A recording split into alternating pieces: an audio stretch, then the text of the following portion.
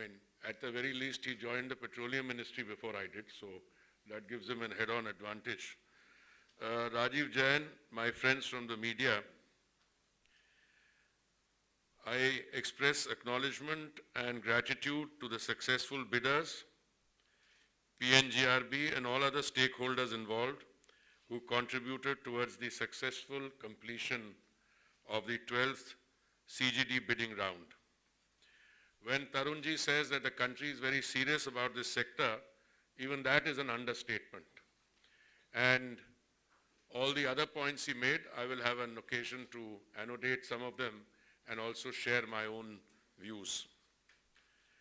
I think the decision to develop a gas-based economy or a gas-based ecosystem of gas infrastructure has opened up new avenues for investment, and we have been, at least since I remember, been putting a figure of about $67 billion in terms of the investment required to make this expectation come true.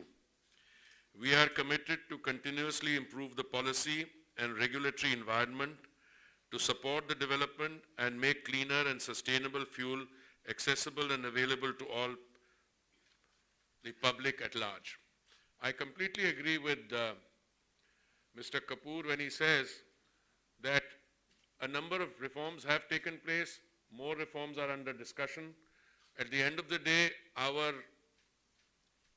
objective is and should always be to bring that energy, gas, to the consumer at the most affordable rates. What has been happening so far, and I'm not intending this as a criticism, but whilst the government has taken a number of measures, the full benefit of that pass-through has not come to the customer. And that, I think, can be easily seen if you see what the profit sheets of all the companies are. Now, I am not interested as the minister. I have taken some drastic decisions. We are willing to take more drastic decisions. I'm not saying it's his fault or my fault. That's not true. The fact of the matter is, if you have low punitive provisions and you're not able to enforce compliance, you have a difficulty.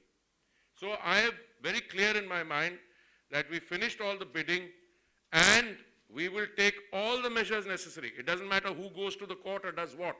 We have to ensure that the Prime Minister's objective of bringing this energy, all energy, when it came to petroleum, petrol and diesel, the Honorable Prime Minister cut the excise that the center charges on 2 occasions, November 21 and May 22. What happened? India is the only country in the world where prices of petrol and diesel actually have come down over a 2-year period. So I think the gas sector also requires similar kind of very focused attention, and we will take the decisions. The promotion of natural gas is part of the Honorable Prime Minister's vision to increase the share in the Indian energy basket from 6 to 15% by 2030 to transform India into gas-based economy. Government is taking various initiatives to promote natural gas in households as cooking fuel, as well as in transport, commercial and industrial sector. This is another point that Mr. Kapoor made, that we have reached a stage where other industrial users should also use this. More and more of natural gas. But then again, you come back to the same issue. When I deal with biofuels, it's the same story. When you start peeling the onion, at the end of the day, you come to the same conclusion. You need more biofuel. Equally, you need more gas. And I think we are ready now to ensure that. I also agree that we need to supply more domestically, produce more. But you know, I'm very encouraged with the developments which have taken place. I mean, the freeing of 1 million square kilometers of sedimentary basin. Prime Minister, yesterday was it or day before, from Begusarai, he flagged off the first vessel loaded with petrol from there. That facility, crude from there, that facility is going to produce 45,000 barrels of crude a day in another month or two, and what, 10 million metric SCU, those MD at this time. So we are getting there. I think the other areas opened up in earlier bidding, more crude and gas are becoming available, and we will take the necessary measures. This will translate into increase in the gas consumption by about 3-fold from the present level of around 185 mmSCMD to over 500 mmSCMD by the year 2030. As I said, in a major policy reform decision and given fresh impetus to gas sector, the cabinet approved a series of critical pricing reforms last year. These reforms are aimed at to lay the foundation of a sustainable, affordable and secure energy future for Indian citizens. In the absence of these decisions, gas prices would have been uncompetitive to alternative fuels and hindered the expansion of the gas-based economy. PNGRGB brought out amendments in its natural gas pipeline tariff regulation and implemented the unified tariff regulation last year. The objective of these changes was to provide access of natural gas in the far-flung areas of the competitive and affordable prices. I'm very happy that the 12th CGD bidding round, a total of 8 geographical areas were offered, covering 6 northeastern states, Arunachal Pradesh, Meghalaya, Manipur, Nagaland, Sikkim and Mizoram, and 2 union territories of Jammu and Kashmir and Ladakh. This round, in totally covering 103 districts. Subsequently to this round, authorization for development of CGD networks in the entire country except islands shall be awarded. Anticipating an investment for 12th CGD bidding round is about 41,000 crore, generating considerable employment opportunities. The northeastern states and the UTs of Jammu and Kashmir and Ladakh have been under special focus of the government to push the economic growth in these regions. The envisaged natural gas infrastructure development in northeast states would also lead to better utilization of domestic gas being produced locally in the region. I am informed that the PNGRB has launched the National PNG Drive campaign from 26 January to 31st March this year to promote the adoption of PNG among households and to expand PNG consumer base across a broader segment of the population through publicity and media instructions. Let me give you a snapshot of the natural gas infrastructure in the country. Of the 33,753 kilometers of natural gas trunk pipelines which have been authorized, around 24,623 kilometers are currently operational. There are 300 GAs authorized in the country, covering 98% of the population and 88% of its area for development of CGD network.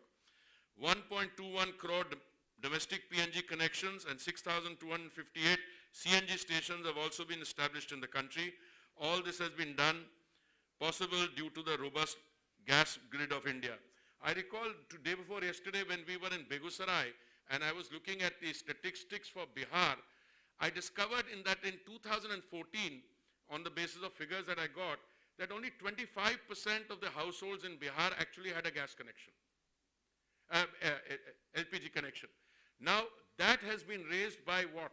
From 52 lakhs to 2.21 crores. So, I mean, even these figures, even in a short period of time, there has been such a jump.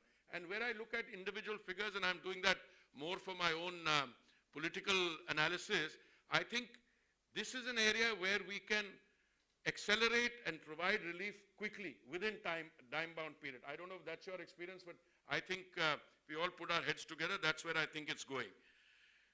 The minimum work program submitted by CGD entities, according to that, India will have around 17,500 CNG stations and around 120 million PNG domestic connections by 2030. It will help in development of ancillary industries in various segments, CGD meters, compressors, dispensers, etc., for fulfilling the dream of Atmanirbhar Bharat. Our nation is heralding a profound shift towards energy accessibility and development. I extend my appreciation to PNGRB and all other stakeholders for their relentless support towards making this green initiative a reality. Once again, congratulations to all who have successfully completed the 12th CGD bidding round. My best wishes to all of you for accelerating the development of gas-based economy in the country. Thank you very much.